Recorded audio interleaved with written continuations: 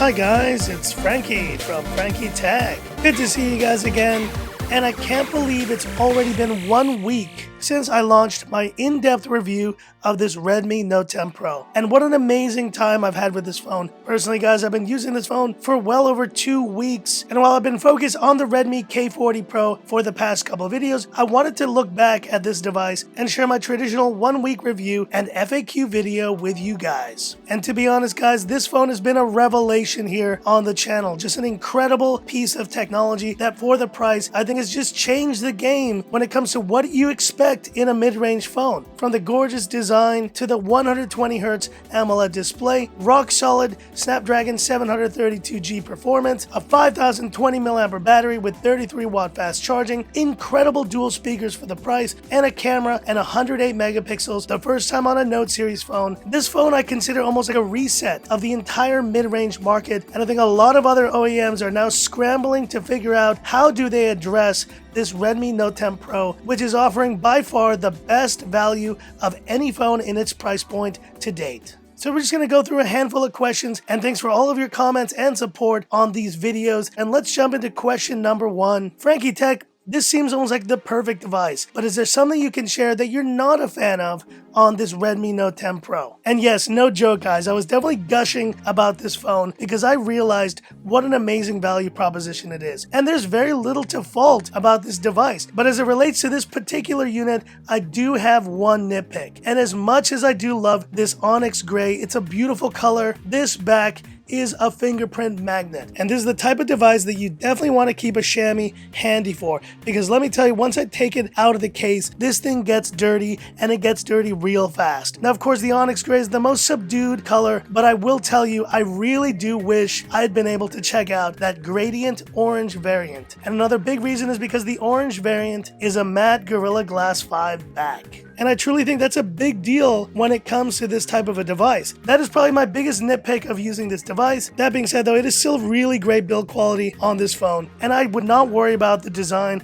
or build quality of this phone. This is going to last a long time. The next big question I noticed a lot of you were asking was, Frankie Tech, is this truly the same AMOLED display as on the Redmi K40 series? And once again, instead of just saying, yes, it is, here's the K40 Pro itself. And let me tell you guys, I've spent the better part of a week looking at these two displays, and I do not notice a difference whatsoever. And have a look yourself. I really cannot tell any difference between these two displays. Now I would say if you really look at the white point, you might see a slight difference, but let me tell you, in terms of viewing angles, I do not notice a difference whatsoever. And we have the exact same chin size at the bottom and exactly the same punch hole at the top. Honestly guys, if there is any difference between these displays, I don't see it, and that is why I tell you this Redmi Note 10 Pro is an incredible device for having the same display of a much more expensive device in this Redmi K40 Pro. But then this segues to the next question. Frankie Tech, is the silver ring, there you see it around the punch hole,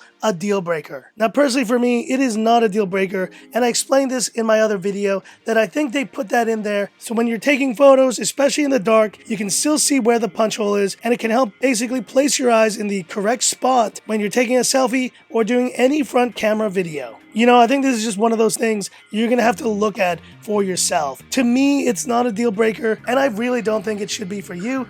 But if you really are concerned, maybe you should wait until you see this phone in the store and then decide for yourself if the silver ring around the punch hole is truly a deal breaker. And the next question concerns the front camera. I've seen in some other reviews that the front camera is capable of EIS with video. Is that the case? And I just did a sample to double check. Have a look.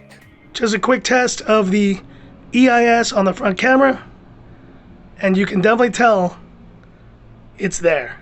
And so yes, you definitely do have EIS on the front camera, but one thing you don't have, guys, you can see it there, is 1080p 60 FPS. You'll have to step it up to a Redmi K40 Pro or a Xiaomi Mi 11 to get 1080p 60 FPS front video recording. And segueing to the next question, Frankie Tech, is lack of 4K EIS a deal breaker for this phone? In my camera comparison yesterday with the Redmi K40 Pro, you definitely noticed that the footage from this device was a lot more jittery. And so yes, if you want to be recording EIS enabled 4K video, this is not the phone for you. You'll need to step it up to a K40 Pro or a Xiaomi Mi 11 to get that capability. But here's the point, guys. You can't expect everything at every price point. And in the case of this Redmi Note 10 Pro, this is just something that you won't get. But on the plus side, 1080p 30 video recording is EIS stabilized and it looks really good. So yes, perhaps it's a deal breaker for some of you out there, but I still think it offers really quality video even at full HD, and if you need that stabilization,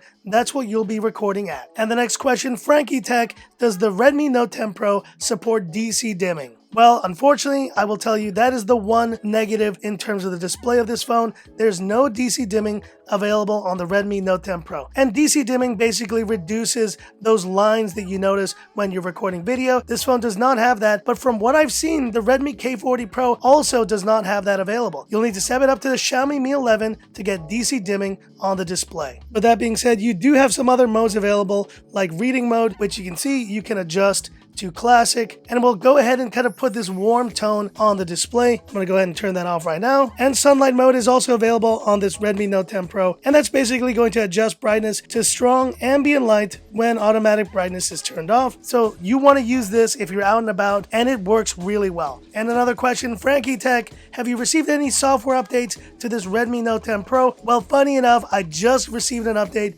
this morning, and let's have a look together what it is. Looks like it's MIUI version 12.0.3, and this should provide increased system stability and reduce system lag as well. So I'm going to go ahead and apply this update once I'm done with this video, but as you see, this Redmi Note 10 Pro, even a week after launch, is already receiving software updates for MIUI 12. And then another question concerning the display and the notification LED. Is there one on this phone? There is not. But on the plus side, because this is an AMOLED display, you now get always on display for the first time ever on a Redmi Note series device. And let's go ahead and turn that on, and let's use this keep calm, carry on. Let's apply that. There we go, and now we turn it off. There it is, the always on display on the Redmi Note 10 Pro. And I know for a lot of you, the notification LED is a big deal, but for me, I've gotten so used to not having notification LEDs, especially at night, guys. Those things are a real nuisance. I'm so glad that they've switched now to using this always on display, and now this just feels so much more like a flagship device because it has this feature. And the last question about this Redmi Note 10 Pro I want to address. Frankie Tech, I'm sold. I want to buy this device. What is the best way to purchase this device? And are there any specials or any deals that I can get on this phone at this time? Well, from what I understand, the AliExpress early bird special is done. So if you didn't act fast already, you're going to have to pay a little bit more now for this phone than the $249 US special. But that being said, I'm sure we will see this phone at discounts in the future. But let me tell you guys, at $279, I don't think you're going to get a better device on the market for a while than this Redmi Note 10 Pro. Now, of course, yes, if you're a power user, this phone is not going to cut it,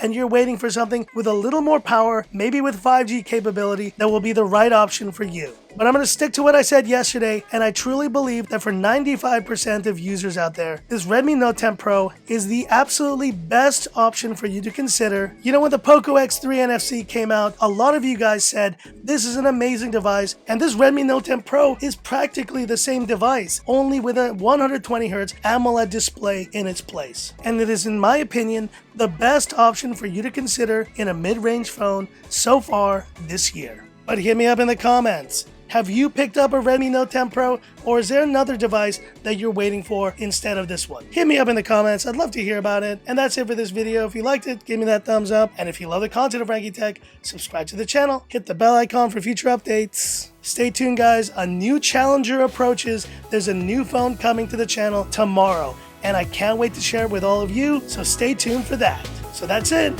and this is where I leave you by saying, this is Frankie Tech signing off. Have a good one. If only I had the gradient orange. Oh, it's so beautiful.